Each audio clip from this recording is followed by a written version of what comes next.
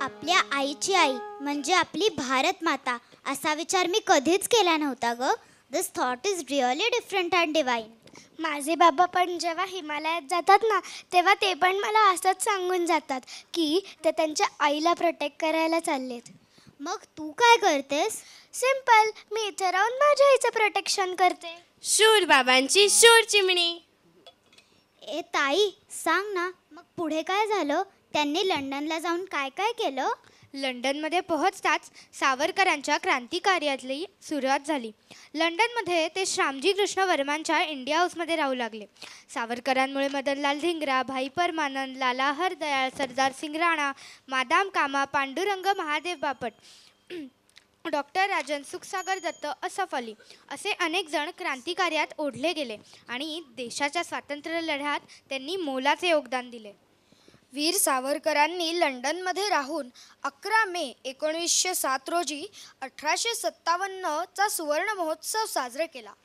शत्रूच्या शिबिरात लंडनमध्येच राहून असे कार्यक्रम करणं, पुस्तकं छापणं, वाटणं हे खूप अवघड कार्य होते, पण सावरकरांना त्याची तमा नव्हती. भारतातील क्रांतिकारी चळवळींची सूत्र लंडनमधून हलवली जात होती याची माहिती ब्रिटिशांना होती. त्यामुळे सावरकरांच्या घरच्यांचा, त्यांच्या साथीदारांचा छळ सुरू झाला होता. सावरकरांचे मोठे भाऊ बाबारावांवर खटला चालवून त्यांना जन्मठेपेची शिक्षा ठोठावण्यात आली. सावरकरांचं राहतं घर, त्यांची सारी मालमत्ता जप्त झाली. सावरकर कुटुंब रस्त्यावर आलं. इकडे लंडनमध्ये मदनलाल धिंगराने कर्झन व्हॅलीला मारलं. त्यानंतर भारत भवनाला कुलूप लागलं. सावरकरांचा अतिशय जवळचा असा सखा असलेला मदनलाल धिंगरा यांना फाशी झाली. कुटुंबाचा आणि साथीदारांचा होणारा अमानुष छळ, सततचे कष्ट, ताण, अन्न पाण्या वाचून केलेली वणवण यामुळे सावरकरांची तब्येत बिघडली.